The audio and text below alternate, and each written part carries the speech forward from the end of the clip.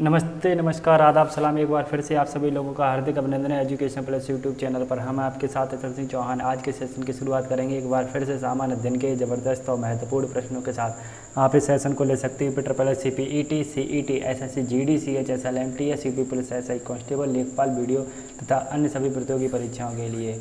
Session में आगे बढ़ने से पहले कृपया सेशन को लाइक करें, अपने मित्रों के साथ शेयर करें और चैनल को जरूर सब्सक्राइब करें।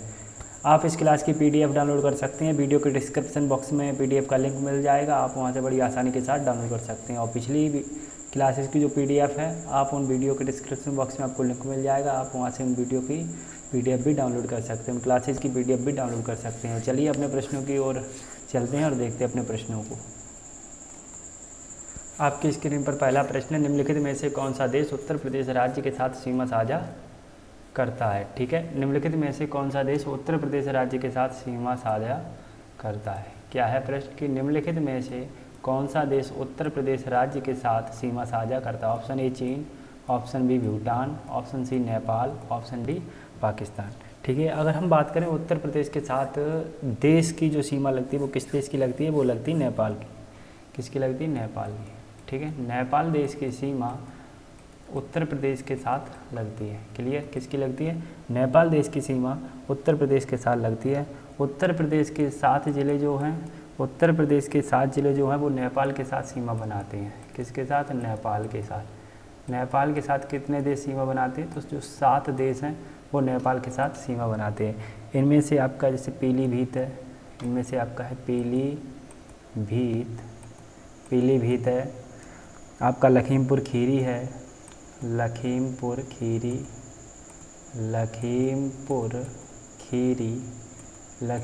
खीरी है, आपका बहराइच है, आपका क्या है, बहराइच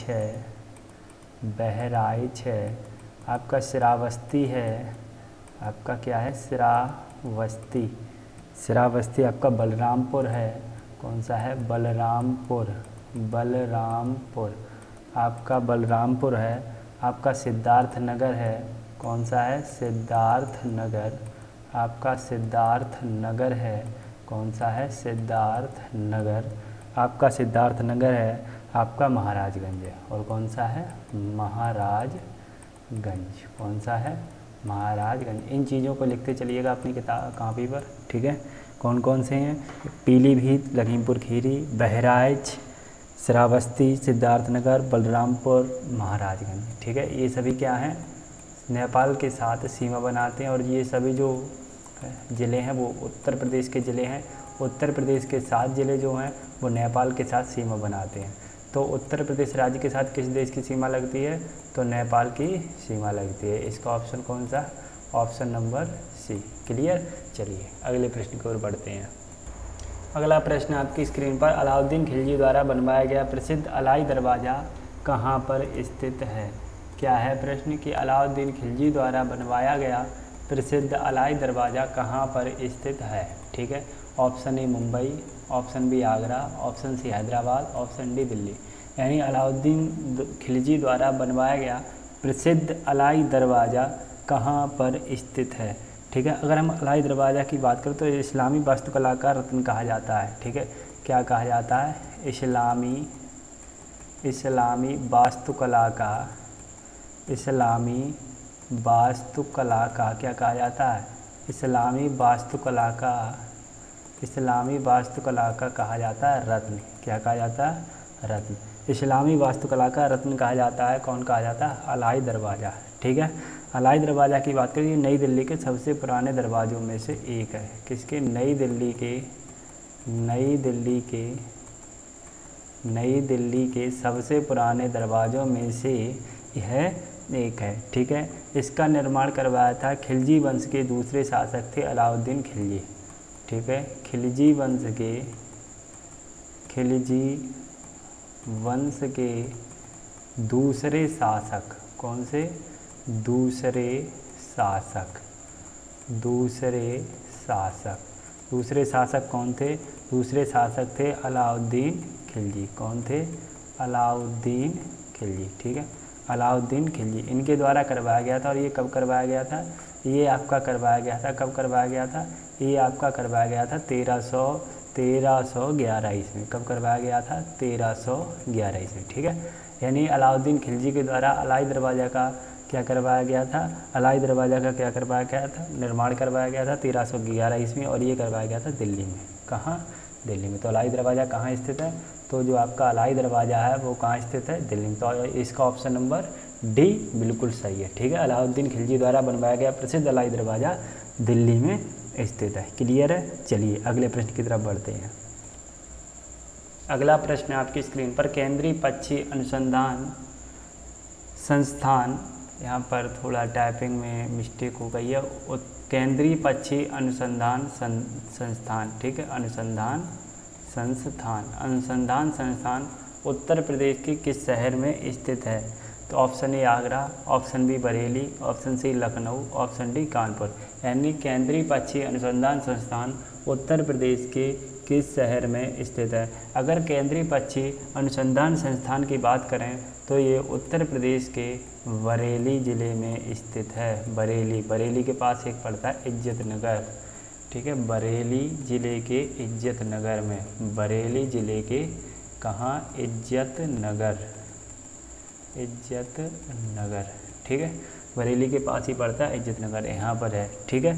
जो इसकी स्थापना की गई थी वो की गई थी 1979 यानी 1979 में, ठीक है, 1979 में इसकी स्थापना की गई थी। इसमें क्या होता है? कुक्कुट विज्ञान से संबंधित विभिन्न विषयों पर शोध होता है, ठीक है। इसमें क्या होता है कि कुक्कुट विज्ञान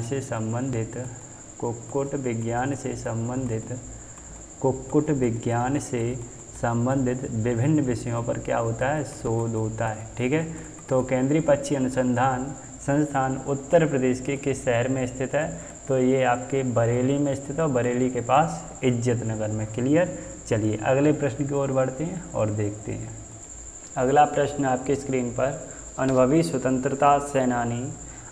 स्वतंत्रता सेनानी लेखक और शिक्षाविद के एम मुंशी ने निम्नलिखित में से किस संगठन की स्थापना की थी? यानी अनुभवी स्वतंत्रता सेनानी लेखक और शिक्षाविद के एम मुंशी ने निम्नलिखित में से किस संगठन की स्थापना की थी? Option A theosophical society, option B Bharatiya Vidya Bhavan, option C Bharatiya Sankhyiki Sansthan, option D Indian school of science, ठीक है, इंडियन स्कूल ऑफ माइंस, ठीक है। इसकी किसकी स्थापना की थी? देखिए के एम जो है इनका मतलब कन्हैया लाल मणिकलाल।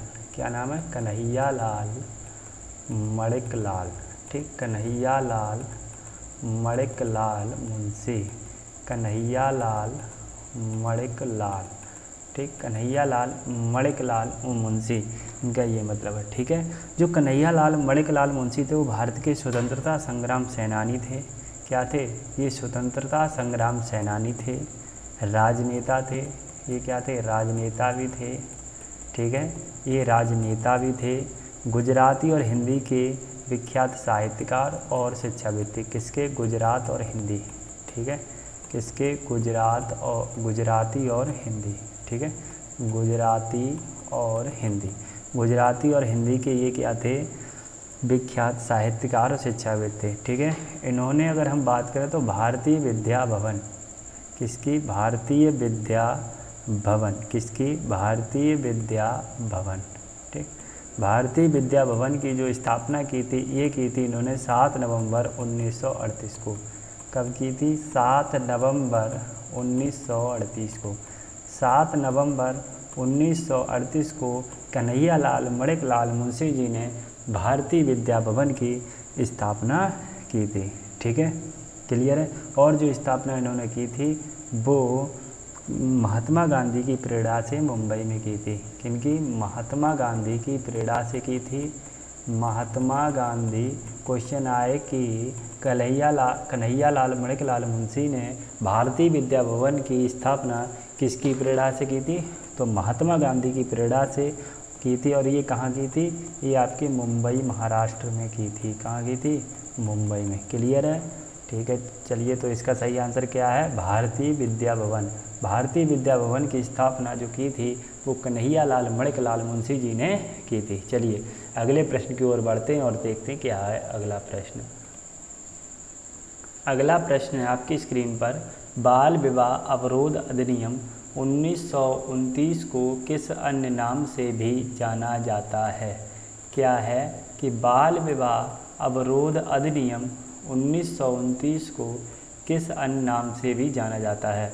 ऑप्शन ए शारदा अधिनियम, ऑप्शन बी विजय लक्ष्मी पंडित, ऑप्शन सी नायडू अधिनियम, ऑप्शन डी नानावटी अधिनियम।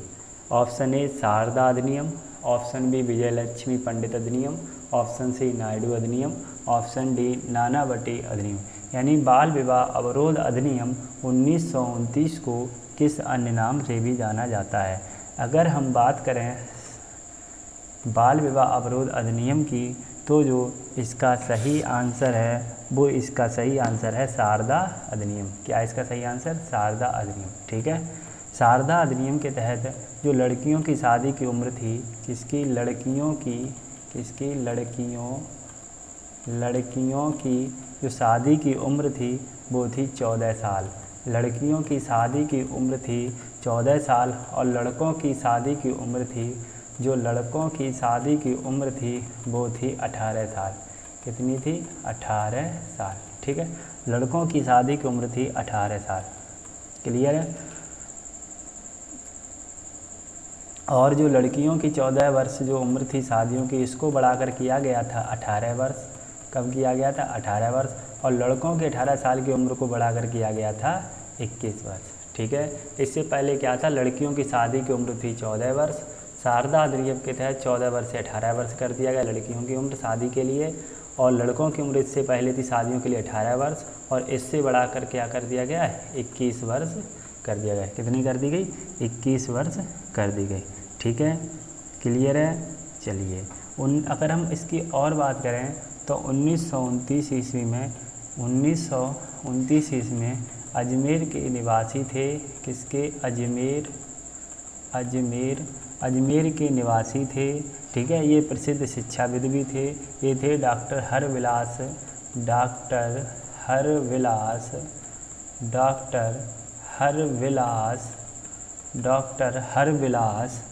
शारदा। कौन थे? डॉक्टर हरविलास शारदा। ठीक है, इन्हीं के प्रयत्न से बाल विवाह निषेध कानून प्रभाव में आया था। क्या आया था? बाल विवाह निषेध कानून इन्हीं के प्रयत्न से प्रभाव में आया था। ठीक है, इन्हीं के नाम से दूसरा नाम इसका रख दिया गया शारदा अधिनियम। क्या रख दिया गया? शारदा अधिनियम। क्लियर है? चलिए, तो इसका सही आंसर क्या है? ऑप्शन ए शारदा अधिनियम। इसका सही आंसर क्या है? ऑप्शन ए शारदा अधिनियम। बाल विवाह अवरोध अधिनियम 1929 को किस अन्य नाम से भी जाना जाता है? तो इसे जाना जाता है शारदा अधिनियम। चलिए अगले प्रश्न की ओर बढ़ते हैं। अगला प्रश्न आपकी स्क्रीन पर, स्वामी दयानंद सरस्वती ने किस शहर में पहली बार 1875 में आर्य समाज की स्थापना की थी? क्या है प्रश्न? स्वामी दयानंद सरस्वती ने किस शहर में पहली बार 1875 में आर्य समाज की स्थापना की थी? Option A Mumbai, option B Ahmedabad, option C Pune, option D Kolkata. ठीक है, स्वामी दयानंद सरस्वती ने किस शहर में पहली बार 1875 में आर्य समाज की स्थापना की थी? ठीक है, अगर हम आर्य समाज की बात करें तो एक हिंदू सुधार आंदोलन है। कैसा है? हिंदू सुधार आंदोलन है। कैसा है? हिंदू सुधार आंदोलन। ठीक है, अगर हम आर्य समाज की बात करें तो यह एक हिंदू सुधार आंदोलन है, जिसकी जो स्थापना की थी वो स्वामी दयानंद सरस्वती जी ने की थी। ठीक है, और 1875 में की थी।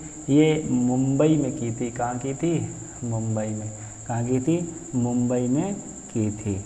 ठीक है, स्वामी दयानंद के द्वारा एक सत्यार्थ प्रकाश, कौन सा? सत्यार्थ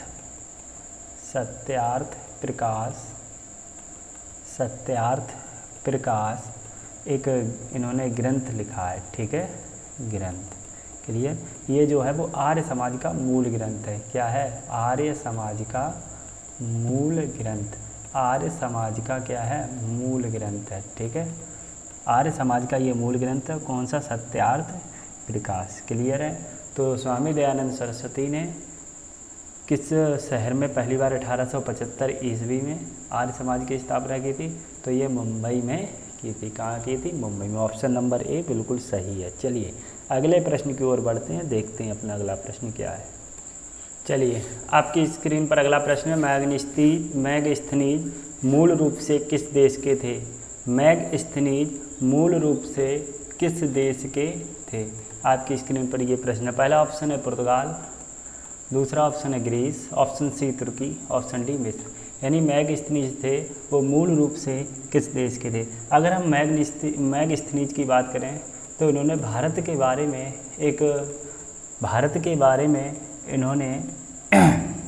बारे में इन्होंने क्या लिखा है? एक प्रसिद्ध ग्रंथ लिखा है जिसका नाम है इंडिका।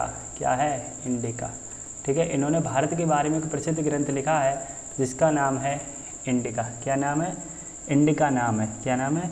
इंडिका नाम है। अगर मैगस्थनीज की बात करें तो सेल्यूकस निकेटर के राजदूत के रूप में चंद्रगुप्त मौर्य के दरबार में आए थे। किसके राजदूत के रूप में? Seleucus Nicator. किसके? सेल्यूकस निकेटर के राजदूत के रूप में ये किसके दरबार में आए थे? तो ये आपके आए थे चंद्रगुप्त मौर्य। किसके आए थे? चंद्रगुप्त मौर्य। किसके? चंद्रगुप्त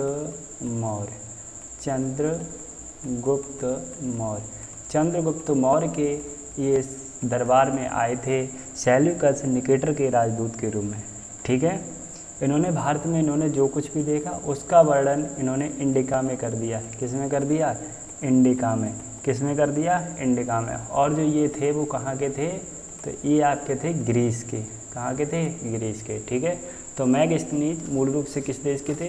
तो ये ग्रीस के थे। इन्होंने भारत के बारे में जो कुछ भी देखा इन्होंने इंडिका नामक ग्रंथ में वो लिख दिया। क्लियर है? चलिए अगले प्रश्न की ओर बढ़ते हैं और देखते हैं अगला प्रश्न क्या है। अगला प्रश्न आपकी स्क्रीन पर, हीरो साइकिल ने 1956 में पहली बार किस शहर में अपनी दुकान की स्थापना की थी? ठीक है, यानी हीरो साइकिल ने 1956 में पहली बार किस शहर में अपनी दुकान की स्थापना की थी? Option A Ludhiana Punjab, option B Chennai Tamil Nadu, option C Sonipat Haryana, option D Kolkata Paschim Bengal. यानी हीरो साइकिल ने 1956 में पहली बार किस शहर में अपनी दुकान की स्थापना की थी? ठीक है, कहाँ की थी? तो ये की थी लुधियाना में, लुधियाना पंजाब। कहाँ की थी? लुधियाना पंजाब में। ठीक है, अगर हम हीरो साइकिल समूह के संस्थापक की बात करें तो ये थे ब्रजमोहन। कौन थे? ब्रजमोहन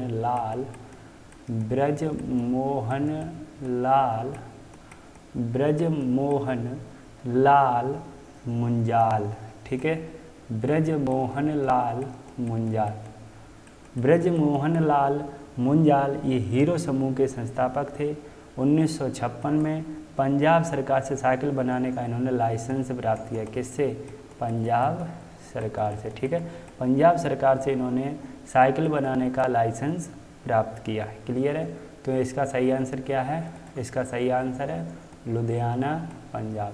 तो हीरो साइकिल ने 1956 में पहली बार लुधियाना के पंजाब के लुधियाना में अपनी दुकान की स्थापना की थी। क्लियर है? चलिए अगली प्रश्न की ओर बढ़ते हैं और देखते हैं अगला प्रश्न आपकी स्क्रीन पर क्या है। अगला प्रश्न आपकी स्क्रीन पर, आंध्र प्रदेश का विजयवाड़ा शहर किस नदी के किनारे स्थित है? आंध्र प्रदेश का विजयवाड़ा शहर किस नदी के किनारे स्थित है? Option A Kaveri, option B Godavari, option C Mahanadi, option D Krishna. Andhra Pradesh का विजयवाड़ा शहर किस नदी के किनारे स्थित है? ठीक है, क्लियर है? कावेरी नदी के अगर हम बात करें, कावेरी नदी के किनारे है तिरुचिरापल्ली। क्या है? तिरुचिरापल्ली। ठीक है, तिरुचिरापल्ली जो है वो कावेरी नदी के किनारे स्थित है। गोदावरी नदी के किनारे राजमुंद्री और नासिक, ठीक है, राजमुंद्री नासिक, ठीक है, ये स्थित है। क्लियर? महानदी के किनारे संबलपुर, महानदी के किनारे संबलपुर, ठीक है, ये स्थित है। और क्षिप्रा नदी के किनारे अगर हम बात करें, ये इम्पोर्टेंट चीज़ है, उज्जैन, ठीक है, क्षिप्रा नदी के किनारे उज्जैन। मूसी नदी के किनारे हैदराबाद, अभी हम आपको सही बता देते हैं, मूसी नदी के किनारे हैदराबाद। गोमती नदी के किनारे लखनऊ, गोमती नदी के किनारे लखनऊ, ठीक है, क्लियर है। गोमती नदी के किनारे कौन? लखनऊ, क्लियर है। तो इसमें पूछा है कि आंध्र प्रदेश का विजयवाड़ा शहर किस नदी के किनारे स्थित है, ठीक है। आंध्र प्रदेश का विजयवाड़ा शहर जो है वो किस नदी के किनारे स्थित है? ये कृष्णा नदी के किनारे स्थित है। किस नदी के किनारे स्थित है? कृष्णा नदी के किनारे स्थित है। तो इसका ऑप्शन नंबर डी सही है, क्लियर है। आंध्र प्रदेश का विजयवाड़ा शहर किस नदी के किनारे स्थित है? कृष्णा नदी के किनारे स्थित है, ठीक है। कावेरी नदी के किनारे कौन सा स्थित है? तिरुचिरापल्ली। गोदावरी के किनारे राजमुंद्री, नासिक। और महानदी के किनारे कौन स्थित है? संबलपुर, कटक, क्लियर। चलिए, ठीक है। उज्जैन क्षिप्रा नदी किनारे, हैदराबाद मूसी नदी किनारे, लखनऊ गोमती नदी किनारे, ठीक है। और अन्य शहर वाराणसी गंगा नदी किनारे, कानपुर भी गंगा नदी किनारे, क्लियर है। चलिए, बहुत सारे ऐसे हम आपको धीरे धीरे सभी कराएंगे। अगले प्रश्न की ओर बढ़ते हैं और देखते हैं अगला प्रश्न आपकी स्क्रीन पर क्या है।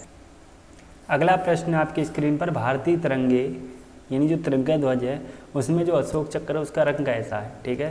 यानी भारतीय तिरंगा जो ध्वज है हमारा, तिरंगा ध्वज कौन सा है? तो तिरंगा, उसमें अशोक चक्र है, उसका रंग कैसा है, ठीक है।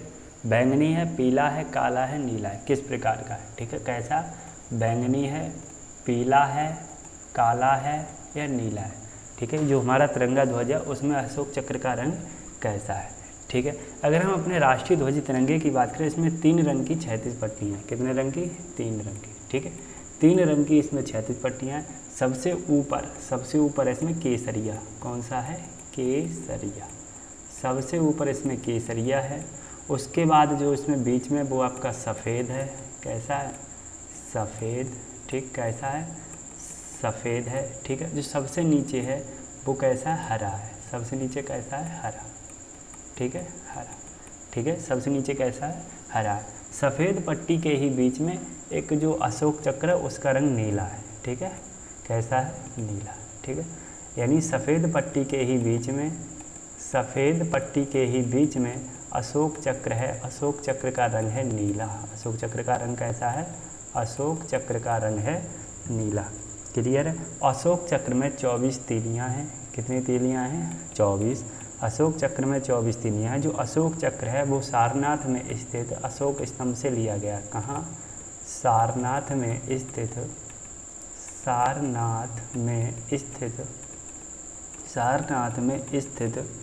ठीक है, अशोक स्तंभ से लिया गया है। कहाँ से? अशोक, ठीक, अशोक स्तंभ से लिया गया है।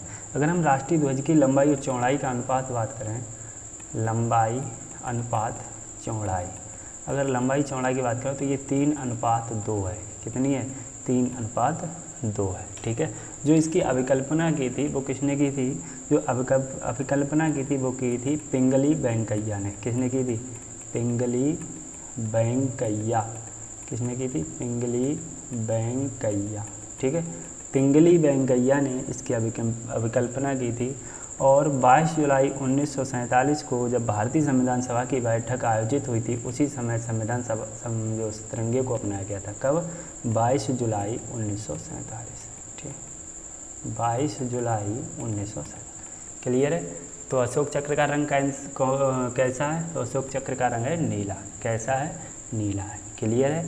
तिरंगे झंडे की जो अनुपात है वो कितना है? 3:2 है लंबाई और चौड़ाई में, क्लियर है। चलिए, अगले प्रश्न की ओर बढ़ते हैं, देखते हैं आपकी स्क्रीन पर अगला प्रश्न क्या है। चलिए, आपकी स्क्रीन पर अगला प्रश्न है, गुरु अंगद देव पशु चिकित्सा और पशु विज्ञान विश्वविद्यालय पंजाब के किस शहर में स्थित है, ठीक है। क्या है प्रश्न? कि गुरु अंगद देव पशु चिकित्सा और पशु विज्ञान विश्वविद्यालय पंजाब के किस शहर में स्थित है, ठीक है। ये प्रश्न, option A Patiala, option B Ludhiana, option C Amritsar, option D Chandigarh. क्या है प्रश्न? कि गुरु अंगद देव पशु चिकित्सा और पशु विज्ञान विश्वविद्यालय पंजाब के किस शहर में स्थित है, ठीक है। तो ये जो स्थित है वो स्थित है लुधियाना शहर में, इसमें कोई विश्लेषण की बात नहीं है, ठीक है। कहाँ स्थित है? लुधियाना में। कहाँ स्थित है? लुधियाना। तो गुरु अंगद देव पशु चिकित्सा पशु विज्ञान विश्वविद्यालय पंजाब के किस शहर में स्थित है? तो ये लुधियाना शहर में स्थित है। चलिए अगले प्रश्न की ओर बढ़ते हैं, देखते हैं अगला प्रश्न क्या है आपकी स्क्रीन पर। चलिए प्रश्न है तो आपकी स्क्रीन पर, दिल्ली का प्रसिद्ध लौह स्तंभ जो सदियों से बिना जंग लगे खड़ा है वह निम्नलिखित में से किसी ऐतिहासिक परिसर में स्थित है। यानी दिल्ली का प्रसिद्ध लौह स्तंभ जो सदियों से बिना जंग लगे खड़ा है वह निम्नलिखित में से किसी ऐतिहासिक परिसर में स्थित है। ऑप्शन ए जामा मस्जिद परिसर, ऑप्शन बी लाल किला परिसर, ऑप्शन सी कुतुब मीनार परिसर, ऑप्शन डी ताजमहल परिसर। ठीक है, दिल्ली का प्रसिद्ध लौह स्तंभ है जो सदियों से बिना जंग लगे खड़ा है वह निम्नलिखित में से किस ऐतिहासिक परिसर में स्थित है। ठीक है, तो देखिए भारत की राजधानी कहाँ स्थित है? दिल्ली है। कहाँ है? दिल्ली, सभी को मालूम है। ठीक, वहाँ पर लौह स्तंभ है, कुतुब मीनार में ये स्थित है। कहाँ पर? कुतुब मीनार। कहाँ पर? कुतुब मीनार। कुतुब मीनार। ठीक है, कुतुब मीनार में स्थित है और ये 1600 वर्षों से बिना जंग लगे हुए खुले आसमान के नीचे है। कितने? फिर से समझ लीजिएगा, 1600 वर्षों से। कितने वर्षों से? 1600 वर्षों से बिना जंग लगे हुए आसमान के नीचे खुला है। खुले आसमान के नीचे, बिल्कुल कोई भी इसकी, ठीक है, आसमान के नीचे। और जो इसकी ऊंचाई वो है 7.2 मीटर। कितनी है? 7.2 मीटर। कितनी है? 7.2 मीटर। तो इसका सही आंसर क्या है? Qutub Minar. Option number C बिल्कुल सही उत्तर है। क्या है? कुतुब मीनार।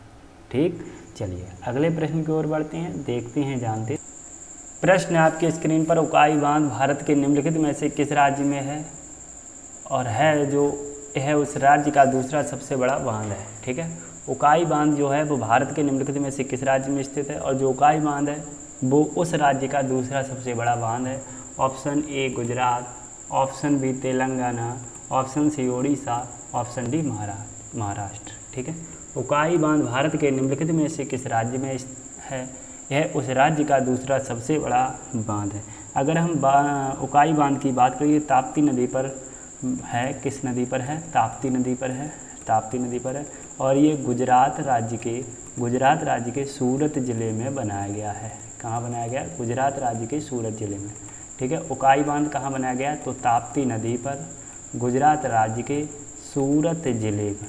कहाँ? सूरत। ठीक है, सूरत ज़िले में बनाया गया है।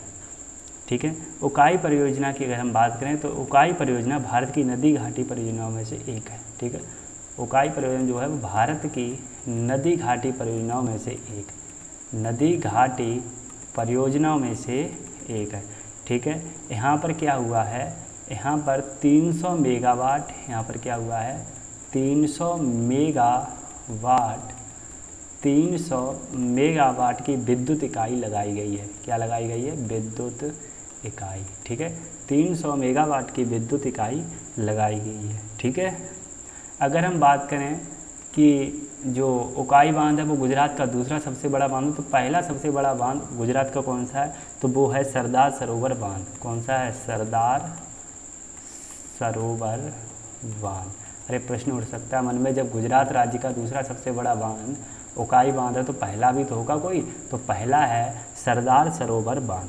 ठीक है, क्लियर है, वो गुजरात का सबसे बड़ा बांध है। ठीक है, और देश का दूसरा सबसे बड़ा बांध। ठीक, क्लियर। चलिए अगले प्रश्न की ओर बढ़ते हैं, तो इसका सही आंसर क्या है? गुजरात। चलिए अगले प्रश्न की ओर चलते हैं। अगला प्रश्न आपकी स्क्रीन पर शानदार प्रश्न है, निम्नलिखित में से कौन सा एक खाद्य रोपण फसल नहीं है? निम्नलिखित में से कौन सा एक खाद्य रोपण फसल नहीं है? Option A cocoa, option B सुपारी, option C rubber, option D चाय। ठीक है, यानी इनमें से जो 3 फसलें हैं वो खाद्य रोपण फसलें हैं और एक फसल जो है वो खाद्य रोपण फसल नहीं है। तो अगर हम इसकी सही बात करें तो इसका सही आंसर है रबर। ठीक है, रबर एक कैसी फसल है? रबर एक खाद्य रोपण फसल नहीं है, यह एक बागानी फसल है। कैसी फसल है? बागानी। ठीक है, रबर एक कैसी फसल है? तो रबर एक बागानी फसल है। ठीक है, ये खाद्य रोपण फसल नहीं है। ठीक है, जो रबर है इसे रबड़ के पेड़ की छाल से टैपिंग द्वारा प्राप्त किया जाता है। किससे? रबड़ के पेड़ की छाल से, रबड़ के पेड़ की छाल से टैपिंग द्वारा इसको प्राप्त किया जाता है। किससे? टैपिंग। किससे? टैपिंग। ठीक है, टैपिंग द्वारा इससे क्या किया जाता है? प्राप्त किया जाता है। जबकि जो आपकी कोको, सुपारी और चाय ये सभी क्या है? खाद्य रोपण फसल है। कैसी फसल है? खाद्य रोपण। तो इसका सही आंसर क्या है? तो इसका सही आंसर बिल्कुल सही रबर है। ठीक है, रबर जो है वो खाद्य रोपण फसल नहीं है। चलिए अगले प्रश्न की ओर बढ़ते हैं, आगे चलते हैं, समझते हैं, जानते हैं प्रश्नों को। चलिए आपकी स्क्रीन पर अगला और अंतिम प्रश्न है, बहुजन हिताय बहुजन सुखाय निम्नलिखित में से किस राष्ट्रीय संस्थान का संस्कृत आधारित आदर्श वाक्य है? कौन सा? बहुजन हिताय बहुजन सुखाय निम्नलिखित में से किस राष्ट्रीय संस्थान का संस्कृत आधारित आदर्श वाक्य? Option A Doordarshan, option B Banaras Hindu Vishwavidyalaya, option C all India radio, option D Bharatiya Mausam विज्ञान विभाग। ठीक, भारतीय मौसम विज्ञान विभाग। तो अगर हम इसके सही आंसर की बात करें, इसका सही आंसर है ऑल इंडिया रेडियो। कौन सा है? All India radio. ठीक है, ऑल इंडिया रेडियो का ही आदर्श वाक्य है बहुजन हिताय बहुजन सुखाय, बहुजन हिताय बहुजन सुखाय। ठीक है, अगर हम ऑल इंडिया रेडियो की बात करें, अगर हम ऑल इंडिया रेडियो की बात करें तो 8 जून 1936 को, कब? 8 जून 1936 को ये अस्तित्व में आया। ठीक है, ऑल इंडिया रेडियो कब अस्तित्व में आया? तो 8 जून 1936 को ये अस्तित्व में आया। ऑल इंडिया रेडियो के अगर हम स्टेशनों की बात करें तो ऑल इंडिया रेडियो के 470 स्टेशन हैं। कितने? 470। ठीक है, ऑल इंडिया रेडियो के 470 स्टेशन हैं। यह ऑल इंडिया रेडियो जो है वो 23 भाषाओं और 179 बोलियों में कार्यक्रम का प्रसारण करता है। कितनी? 23 भाषाओं और 179 बोलियों में कार्यक्रमों का क्या करता है? प्रसारण करता है, कार्यक्रमों को करता है। ठीक है, तो बहुजन हिताय बहुजन सुखाय निम्नलिखित में से किस राष्ट्रीय संस्थान का संस्कृत आधारित आदर्श वाक्य है? तो ये है ऑल इंडिया रेडियो। तो इसका सही ऑप्शन क्या है? सही राइट आंसर क्या है इसका? All India radio. All India radio अस्तित्व में कब आया था? 8 जून 1936 को। ठीक है, कब आया था? 8 जून 1936 को आया था। चलिए आज के लिए बस इतना ही। आज हमने प्रश्नों को, इम्पोर्टेंट प्रश्नों को किया, जाना, उनका विश्लेषण भी किया। एक बात मैं आप लोगों से कहना चाहूँगा, कोरोना जैसी बढ़ती हुई महामारी में कृपया अपने और अपने परिवार का ज़रूर ख्याल रखें। आपको अगर ज़रूरत हो तभी घर से बाहर निकलें। ऐसा कोई भी कदम मत उठाइएगा जिससे आने वाले समय में आपके और आपके परिवार को पछताना पड़े। देखिए पिछले 1 सालों में इस बात में तो कोई संदेह नहीं है कि सरकार की बड़ी नाकामी रही है इस चीज़ को कि उन्होंने अस्पतालों को अच्छी तरीके से नहीं बना पाया, वो ऑक्सीजन की व्यवस्था नहीं कर पाए, बेड की व्यवस्था नहीं कर पाए और तमाम चीज़ों की जो स्वास्थ्य के जरिए मद्देनज़र रखी जा सकती हैं उनको वो सही नहीं कर पाए।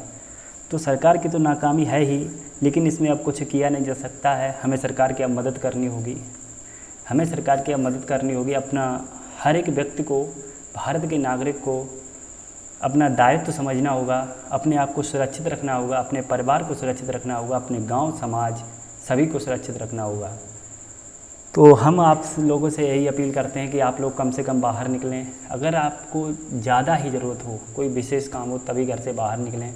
मास्क का ज़रूर इस्तेमाल करें, मास्क का आप लोग ज़रूर इस्तेमाल करें, सैनिटाइज़र का भी इस्तेमाल करें। घर से जब बहुत ही ज़रूरी हो तभी घर से बाहर निकलें, क्योंकि कोरोना महामारी इस समय बहुत तेज़ी से फैल रही है। सरकार भी इसमें कहीं ना कहीं नाकामी सिद्ध हो रही, सरकार की भी, लेकिन हर एक व्यक्ति को अपना दायित्व, अपना कर्तव्य समझना होगा।